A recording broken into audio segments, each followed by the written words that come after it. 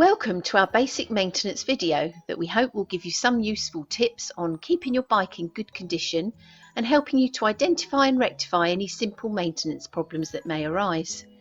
We will not be looking at the more complex maintenance issues, as these should ideally be dealt with by a local bike shop.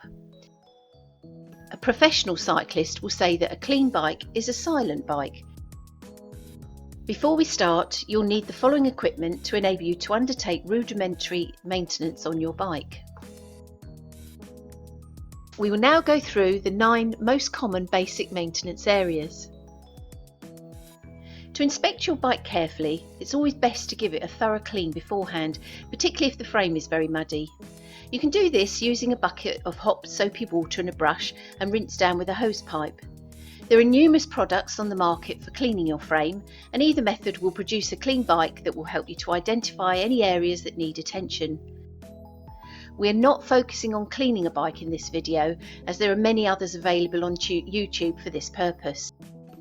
In our video, the bicycle is already fairly clean, and our novice volunteer technician is simply giving the entire bike frame a general wipe over with a cleaning product and a soft cloth that's fibre free. This helps to remove any accumulated dust and dirt and to reveal any potential maintenance issues.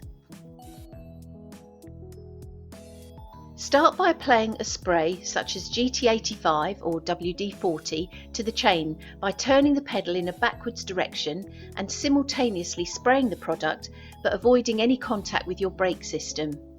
This is to thin any old lubricant on the chain and to remove grit or mud that's accumulated in the links of your chain. Once you've sprayed all the chain links, gently pinch a clean cloth around the chain and turn the pedals in a backward motion to remove all the excess lubricant, dirt and mud. This should now be sufficiently clean to apply fresh lubricant. However, if your chain is particularly dirty, you can invest in a chain bath. This is a tool that helps the novice cyclist clean their chain without having to remove it. A chain bath contains a number of small brushes and wheels that remove the dirt from the chain using a branded cleaning product. Simply fill the chain bath with cleaning product to the indicated level and place it around the chain. Turning your chain in a backwards direction, the chain links will filter through the bath and the excess dirt and lubricant will collect in the bottom. Turn the chain several revolutions to ensure that it's as clean as possible before removing the bath. You'll need to dry the chain with a clean cloth before applying fresh lubricant. Chain baths are widely available from bike shops and online retailers and cost between £10 and £20.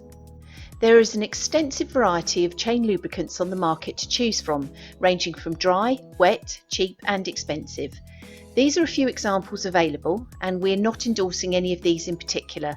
The choice of lubricant is yours, but the way to lubricate will always be the same, link by link.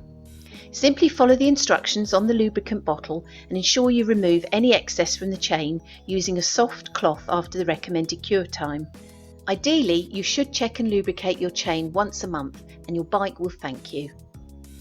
If your chain has become overstretched, this will cause damage to your cogs. Use a chain wear indicator tool to measure the stretch.